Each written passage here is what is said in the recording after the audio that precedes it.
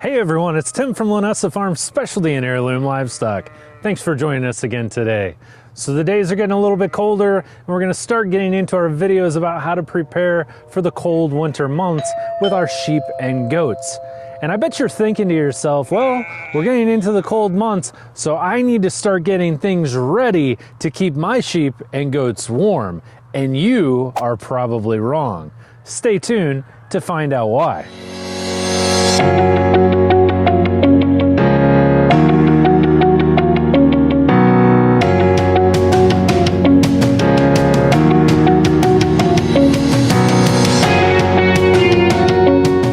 Okay, so, sometimes I have a list of videos that I'm going to make. I have a very long list of videos that I'm going to make based off of your requests, and then other times things just pop up. So we were doing our fall shearing today. Today is October 22nd, and it's still fairly warm outside. We're getting down into the 30s at night, and today is the day that we were doing our fall shearing. And for a lot of people, this is extremely hard for you to wrap your brains around. You're like, why in the world would you shear your sheep going into the cold winter months? And that's because we tend to think of our sheep and our goats as we think of ourselves. We care about them, we want them to be healthy, and so we think, well, gee, I need to do what's right for them and to keep them comfortable. And it's just intuitive to think, well, I need to keep wool on my sheep, or I need to keep my sheep and my goats in warm areas in order to keep them warm and comfortable, because that's what I need. I need, to wear a jacket when it's cold outside and wear a hat. And it seems kind of selfish for us to have one standard for ourselves and a different standard for our animals. And this emotional way of thinking, it has lots and lots of effects on lots and lots of different things that we do around our farms, and this is no different. So today, I want to take a little journey together, and we're going to talk about why it is that you're probably approaching this wrong. We're going to start off talking about sheep, and then we're going to talk about goats. The difference, obviously, between the two is wool, but this has to do with your hair sheep as well. So I don't care if you raise wool sheep, hair sheep, or goats. This is going to apply to you, and we need to go over this together because it's very, very important. Now, the catalyst for this video today was the fact that we were doing our fall shearing, and I was calling people and I'm like, hey, we're doing our fall shearing, our shearer is here. Why don't you bring your animals over and we'll get them shorn? We do not charge for shearing. We have a professional shearer, Colin Siegmund, who is out of Vermont, and Yankee clippers, and his information is down below. You can find that. And Colin goes all the way from Vermont and the east coast of the United States all the way to the Mississippi River. Now, I know that some of you live west of the Mississippi, and that is fine. You can still contact Colin. Colin knows shearers all over the United States, and if you live in an area where you need a shearer, Colin is the guy to call, and he can get you in touch with someone if he can't do it himself. And I know the next question that you may have is, how expensive is shearing? Just to give you an idea, right now in 2021, we are looking at about $7 per head, and that includes shearing and hoof trimming. I would suspect at the rate things are going and the way things are going, by 2022, you're going to be looking at maybe $8.50 to $9 a head, but still, it's very economical. So with this shearing, why in the world would we shear going into the fall months? So a lot of you are thinking, okay, we need a lot of wool on the carcass in order to keep them warm, and that is not necessarily true. The first thing that you need to keep in mind is that when we shear, if you actually put your hands on a sheep that's been shorn, you're going to notice that there's still about 1/8 of an inch of wool left on there. And in a very short amount of time, that's going to grow out to about 1/4 of an inch. If you feel like long johns and feel how thin those things are and how warm they keep you, that should kind of give you an idea of how well this wool insulates these sheep. The other thing is sheep have lanolin that is in their wool that naturally works as a waterproofing mechanism and tends to keep them dry as well. Now, the problem with wool is the same reason why we want to cut some of that wool off of our sheep before we go into the winter months. And I want to talk to you about 4 or 5 different main points as to why it's beneficial to shear and why you should be shearing. Again, you know, we called a lot of people today. We're like, get them over here, let's get them shorn. And they're like, no, absolutely not. I got to keep them warm for the winter time. And they're actually doing more harm than good. And the reason for that is this. First reason, wool tends to retain moisture. And moisture is a bad thing in the barn during the winter months. We do not want our ewes and our bucks, or our rams, excuse me, coming into the barn with really wet, moist wool. What ends up happening is they go outside, they get snow or rain on them, they come in, they have a lot of moisture in that wool, and that moisture radiates into the barn, and you start noticing issues like pneumonia, mold issues, bacteria. It's like a breeding ground for bacteria, viruses, mold, all kinds of problems.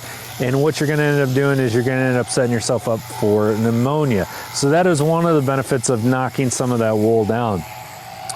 The other benefit of knocking that wool down kind of falls on the same grounds, and that is it keeps our ewes, especially our ewes, clean around the udders and around their back end, around their dock and around their udders. It keeps it very clean. If you have ever experienced a ewe that has long wool and has had lambs, and you know what a disaster that is and how nasty they get, and then you have lambs getting confused, they can't find the udder, it's dirty when the baby's born, you get all kinds of fluids and things in the wool on the back end of the sheep. It's just disgusting. So that is another reason why we want to shear our sheep before we go into the fall. So we've got 2 reasons out of the way. Let's find a third one. Third reason that we want to keep the wool knocked off of them going into the cold months is scientific evidence shows that keeping the wool off of them actually causes a little bit of a chill, and it causes more brown fat production on the lamb. So why would we want brown fat production? Brown fat is a energy storing powerhouse that helps to hold in energy and helps to keep that lamb warm. So this means if you have babies, and they've done studies on this, if you have babies from moms that have been shorn, they tend to have more brown fat, and they do better and they're thriftier when they are born. That brown fat stores energy. When that baby's born, they have more energy stored up in their body, and they can live better and get a better start when it is that they're born, as compared to moms that are under a full fleece and the babies don't get that chill. So a lot of producers, believe it or not, a lot of professional producers will actually shear their ewes in the dead of winter about 30 days out from lambing. And so again, you know, we already talked about that you don't need very much thickness and how it tends to keep them warm. You know, sheep also have a rumen, and that rumen can actually warm that sheep from the inside out. And it's the same thing with these goats. That rumen gets hot, and if they take in adequate nutrition, it can actually help to keep their body very, very warm and very, very comfortable. So that's why we're not going to get into it too much here, but when we talk about nutrition and nutritional aspects during the winter, it's important that you always provide adequate water, you protect yourself from having water freezing up, and you always make sure you provide them with as much feed as they need without getting them over conditioned. Because as you'll find, when the days get colder and colder and colder, they are going to start taking in more and more hay in order to keep that body temperature up where it needs to be. The main things that you need to protect them from during the wintertime is keeping them dry and keeping them out of the wind. You do not need to have, nor should you have, a completely enclosed barn that they're in. They need adequate airflow. Adequate airflow is very, very important, along with these other things, to keep them from getting sick and getting respiratory illnesses. All of our barns here are very, very open. We do not have anything more than a 3-sided barn that we keep our animals in. They have plenty of airflow, but on the same token, they have a shelter that they can keep dry in. and they have a shelter that will protect them from the wind when they need to. It is very, very funny to see some people will have these very warm shelters for their animals, and you'll go by on a cold, snowy day or a cold, windy day, and you'll look out in the field and the sheep and the goats are standing out in the field where it's cold instead of in where they've got some heat lamp burning that no one's sitting underneath. This is very, very common. As long as we get negative 20 degrees here in Indiana, as long as you have protection from the wind and you have protection from moisture, they are going to be perfectly fine. The more you try to do on top of that, the more and more you're going to set them up for issues and respiratory distress. Now, goats are well developed as well for protection from the cold, and many of these things fare true with them as well.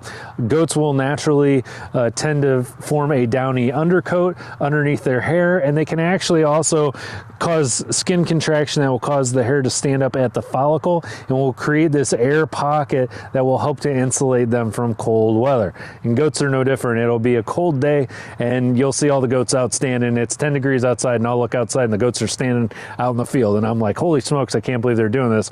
But they're very, very comfortable. They have become acclimated to it. They develop the fat conditioning that they need. They just need to stay dry. When I think of the difference between my sheep and my goats, and I think, okay, what are my different considerations? And this probably goes with my wool sheep, and then I think of my hair sheep and my goats differently as well. As I'm much more concerned about keeping my goats and my hair sheep dry because they lack that lanolin that protects them from water. Where my wool sheep, I don't worry too much about that because that lanolin just wicks water away. But yeah, the goats and the hair sheep, I'm more concerned about keeping them dry. But as far as keeping all of these animals warm, no, not so much. They have amazed me year after year. I have goats and lambs and you know, the kids and lambs run around when it's 10 degrees outside or even 5 degrees below zero outside, and they do perfectly fine. So I don't want you to get too hung up on it. And if you don't believe me, which is perfectly fine, you know, reach out to any large producer that you know or any large sheep producer that you know. There's a reason that we are all doing fall shearing and maybe you're not. So there is science behind it and there is a reason behind it.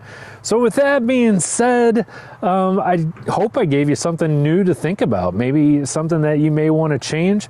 And again, if you don't have a shearer in your area, just reach out to us. Check out the description below. Check out Colin, reach out to him, and he can get you set up with someone as well. I think that's it. I'm Tim from Linessa Farms Specialty and Heirloom Livestock.